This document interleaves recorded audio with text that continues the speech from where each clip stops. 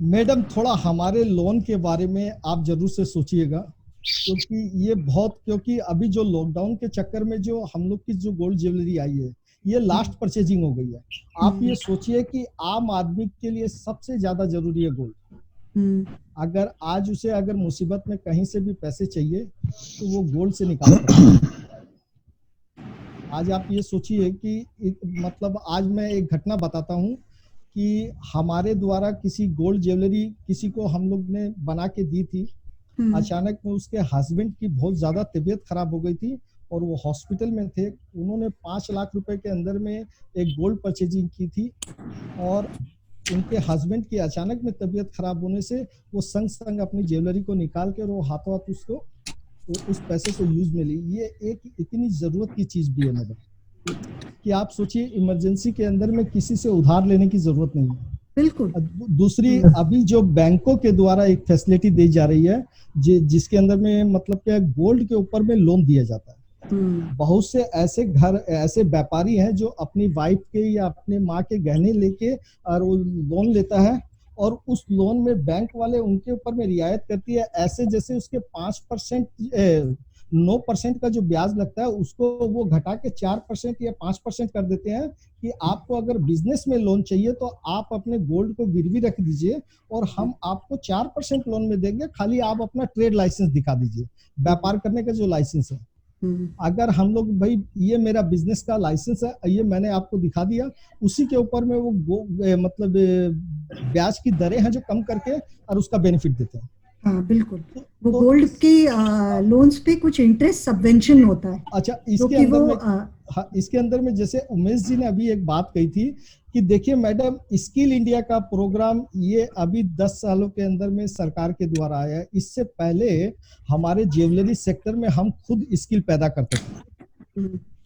आज मान लीजिए मैं बताता हूँ कि मैं गोल्ड को हम लोग टू फिक्स मतलब हम लोग लिक्विड कर सकते हैं, ये कला हम लोग जानते हैं। पेस्ट के जैसे गोल्ड को कर सकते हैं।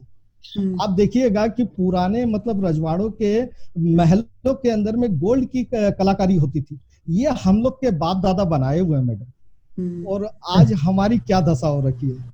तो अगर आप लोग का थोड़ा सा सहयोग मिले तो ये हिंदुस्तान के बाहर में हमारी गोल्ड की हम जो कला दिखा सकते हैं, हमारी टक्कर शायद कोई दूसरा देश नहीं ले सकता। सरवंग जी, सिडबी लोन के बारे में आप कुछ बोलना चाहेंगे तो बोल लीजिए। सिडबी लोन के लिए अगर अभी जो एमएसएमई के द्वारा मतलब क्या है कि सरकार को जो फटाफट लोन के बारे में जो कहा गया है, इसमें अगर हमें किसी तरीके के लोन में रियायत मिल सकती है या कहीं पे हो तो मैडम मोटा मोटी आपने काफी बातों को समझ लिए हैं, कुछ उसमें इम्प्रूव करके या कुछ आपसे सजेशन लेके कुछ चेंज किया जाए या बैंकों से हमारी मीटिंग की कुछ फिक्स की जाए कि भाई हमारे कारण आपको क्या प्रॉब्लम हो रहा है और आपके कारण हमें क्या प्रॉब्लम हो रहा है। अगर हम लोग बैठ के एक डिस्कस रास्ता निकालते हैं कि भाई लोन देने में बैंकों को क्या डर लग रहा है और हमें बैंकों से असुविधा क्या हो रही है, अगर ये एक रास्ता निकलता है मैडम तो नो डाउट आगे हम लोग के लिए बहुत अच्छा रास्ता रहेगा कि जिससे कभी भी हम लोग किसी से शिकायत नहीं करें कि भाई मैडम हमारे लिए आप ये कीजिए। एक व्यापारी जो काम करना चाहता है, ईमानदारी से करना चाहता है, वो बैंक में जाता है, अपनी जो भी डॉक्यूमेंट्स होते हैं, जो छोटे होते हैं तो छोटा लोन मिलेगा, बड़े होते हैं तो बड़ा लोन मिलेगा, वो अपने डॉक्यूमेंट्स लेके जाएगा कि भाई मुझे धंधा करने के लिए कुछ रुपए दीजिए। मैं मैडम रोमिला रॉय जी से आग्रह करूंगा कि मैम इस बारे में बताइए जो बातें हम लोग कर रहे हैं। जी बहुत धन्यवाद। हमको बहुत अच्छा लग रहा है कि ऐसा सिचुएशन में हम लोग सब एक जगह हुआ है। That is the most important thing that we have to be come together. Now ITPO आप लोग जानते हैं ये मिनिस्ट्री ऑफ कॉमर्स के अंदर मेनली हम लोग ट्रेड फेयर ऑर्गेनाइज करते हैं। That is our most important, our main role in the trade promotion activities in the country. तो हम लोग हमारा देश के अंदर as well as outside बाहर में भी बहुत सारे ट्रेड फेयर करते हैं। Now ये बोलने के लिए हम I would really like to say that here DC Handicraft senior officers are here, MSME so they are our very close partners. So हम लोगों को जो ट्रेड फेयर होता है generally gem and jewellery section इसमें पार्टिसिपेट नहीं करते हैं, because gem and jewellery section का जो पार्टिसिपेशन का बहुत सारा रेगुलेशंस, प्रोटोकॉल्स, आपका सिक्योरिटी एंगल में बहुत सारा स्टेप्स जो आईटीपीओ का सब फेयर में लागू नहीं होता है. तो बहुत पहले gem and jewellery sector used to participate, लेकिन लास्ट मेरा एक्सपीरियंस है लास्ट 15 से 20 साल gem and jewellery sector does not participate in ITPO trade fairs in with their beneficiaries. Now मैं बोलना चाहूंगी कि इस कोविड सिचुएशन में जैसा एक झटका दिया है और भी देगा, आने वाला दिन we have to face more. So in that situation, ITPO is also open to association like you. आपका जैसा ये परिषद सोच रहा है सभी सन्नकार के लिए, छोटा, मेनली छोटा एंड मीडियम साइज, जिनके लिए सपोर्ट इज वेरी इंपॉर्टेंट. तो आप लोगों का अगर कुछ प्रपोजल हम लोगों का पास आता है कि आप एक पवेलियन, एक छोटा सा जगह लेते हैं, तो ITPO most cost effective way में, जैसे आपका लिए भारी भी नहीं पड़े, लेकिन सभी का तो एक कॉस्ट होता है, कॉस्ट भी उठाना पड़े, ऐसा कुछ बैलेंस करके हम लोग सोचेंगे जरूर से. सो हमारा यही विनती रहेंगे परिषद का सामने सभी सन्नकारों के लिए, जिसका इतना अच्छा क्राफ्ट्समैनशिप है जो सारी दुनिया में दिखाने के लिए, we can really help in this way. This is one point I have to say. I won't say much, सभी लोग हैं, सब लोग बोलेंगे. और एक है आईटीपीओ का एक ट्रेड पोर्टल है, not only ITPO, all trade bodies, government bodies का ट्रेड पोर्टल है, जिसमें बायर्स प्रोफाइल रिफ्लेक्टेड होता है. तो ये भी एक कोशिश हम लोग कर सकते हैं कि आपका मेंबर्स लोग उसी पोर्टल को एक्सेस करें. बट जनरली आप लोग का भी एक्सपीरियंस वही रहेगा कि बायर्स का कांटेक्ट ऑनलाइन से या पोर्टल से आने से काम नहीं बनता है. बट आपको एक डेटाबेस दिया जा सकता है कि ज्वेलरी सेक्शन में ये बायर्स इस कंट्रीज में है. Then we can again suggest to you which are the ways जो आप बायर तक बहुत अच्छी तरह आप लोग पहुंच सके. ट्रेड फेयर तो बहुत इंपॉर्टेंट, एक महत्वपूर्ण प्लेटफॉर्म है, लेकिन कोविड सिचुएशन में आई एम नॉट श्योर कि हम लोग बड़ा ट्रेड फेयर कब बना पाएंगे, because it needs huge people gathering. तो ये तो बहुत सारे कंट्रीज तो अभी सभी सोच रहे हैं, एंड हम लोग कुछ ऑल्टरनेट प्लान्स भी कर रहे हैं ट्रेड फेयर का, जैसे कॉन्टैक्ट प्रमोशन प्रोग्राम, कि एक डेलीगेशन होगा 10 आदमी का, headed by one ITPO officer or another कोई trade body का officer, and then we in Indian High Commission का साथ ताल्लुकात करके एक country में जाके 1-to-1 मीटिंग करने के लिए बाहर का साथ, because we have some database which can be shared, which can be accessed by the people of the industry. So बस हम और ज्यादा नहीं बोल सकेंगे, like because सभी का सुनना बहुत जरूरी है. बट एक बहुत important मैसेज मैं छोड़ के जाना चाहती हूँ कि this is the time, in such a critical time, in such a ravaging disease which is like disrupting everything, we have to work together. तो आपका प्रपोजल के लिए हम लोग वेट करेंगे, and we will welcome also. And then later on एकदम micro basis पे जो इंफॉर्मेशन शेयर करना वो हम तो जरूर करेंगे. बस यही मेरा जनरल मैसेज है. Wish you all the best and wish you a very safe life and days. Thank you. Hello Umesh ji, मैं एग्जीबिशन के लिए एक बात कर दूं? हाँ जरूर जरूर. हाँ जरूर. Miss Roy, I would like to say, जब आपने कहा एक बार ज्वेलरी एग्जीबिशन हुई थी, तब तानिश ने पार्टिसिपेट किया था. Tanishq was started by me. I had the first store, I was part of that exhibition. Okay, gem jewellery आपके साथ की थी. जो आपकी मोस्टली एग्जीबिशन होती है उसमें ज्वेलरी सेगमेंट इसलिए नहीं रहता क्योंकि ज्वेलरी सेगमेंट के लिए you have certain insurance restriction. You must have the CCTV cameras and all. So if you can make a special area, and where you can also do, apps के जरिए you can do the transformation of those exhibition to foreign countries through your ambassador. I was already planning one like this in USA, but unfortunately everything got topsy-turvy because of this COVID-19. अब COVID-19 के बाद हम सबको काम करना पड़ेगा. मैं एक ज्वेलर हूँ, ये कारीगर हैं, आप एग्जीबिशन करते हैं, वो टेक्सटाइल रूल्स बना रहे हैं, रेगुलेशन बना रहे हैं, पॉलिसीज बना रहे हैं. We all come together. I'm sure हम कुछ ना कुछ कर पाएंगे. और ये हमारा 5,000 years old heritage है. We can't let it go extinct. No way. It won't. Right. Thank you. Right. Very good. इसमें मैडम मैं कुछ बोलना चाहता हूँ. अगर हेलो सरवन जी, जरा सा ब्रिजेश कुल्फिया जी एग्जीबिशन के बारे में कुछ पूछना चाहते हैं. हाँ ब्रिजेश जी बोलिए, आप क्या बोलना चाह रहे थे.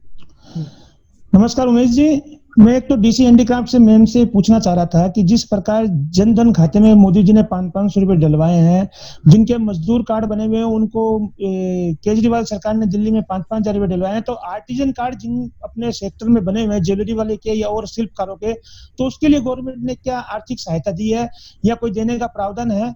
ऐसा कुछ योजना उन अंदर में शामिल है क्या कोविड-19 के इस महामारी के दौर में?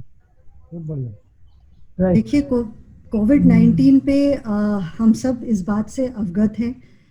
हमारी मिनिस्टर मैम भी बहुत अवगत हैं और इस ओर प्रयासरत हैं, लेकिन अभी कुछ होगा या नहीं होगा इस पे कुछ कमेंट करने के लिए मैं कुछ अभी नहीं कह सकती. लेकिन सरकार इस प्रॉब्लम से अवेयर है और हाईएस्ट अथॉरिटीज पे ये बातें चल रही हैं और फाइनेंस मिनिस्ट्री के अंतर्गत आएगी ये बात. मैडम अवगत तो है उस बात से, हम आपकी बात से सहमत है, मगर आज 40 दिन हो गए. 40 दिन में हम स्वर्णकारों की गति ऐसी हो रखी है कि ना हम आर्टिजन होके कुछ लाभ ले पा रहे हैं, ना हमारे पास उद्योग आधार होने के बाद में लाभ ले पा रहे हैं, ना हम अच्छी संस्थाओं के साथ जुड़ने के बाद में कुछ लाभ ले पा रहे हैं. जबकि जब स्थिति सामान्य रहती है तो सभी हमसे लाभ उठाते हैं और इस विपत्ति की घड़ी में हमारा कोई देखने वाला नहीं है.